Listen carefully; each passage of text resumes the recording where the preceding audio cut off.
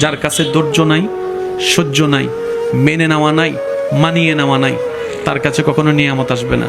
এই ক্ষেত্রে আমাদের অনেকের মনের একটা চাপা প্রশ্ন থাকে, জানতে চাওয়া যে ধৈর্য তো অনেক ধরেছি, আর কত ধৈর্য ধরবো, সহ্য তো অনেক করেছি, আর কত সহ্য করব।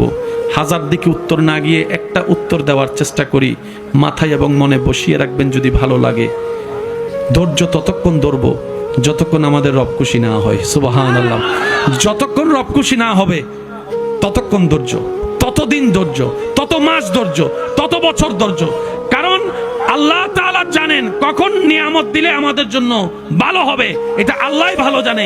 ওই হুকুম আসা পর্যন্ত অপেক্ষা করতে হবে, এটার নামই ধৈর্য। কোনো হা হুতাশ করা যাবে, আফসোস করা যাবে? আল্লাহ দিল আলহামদুলিল্লাহ, না দিল আলহামদুলিল্লাহ। সুখ আপনাকে খুঁজতে হবে না, দেখবেন সুখ আপনার ঘরে নিজে থেকেই চলে আসবে। বলেন সুবহান।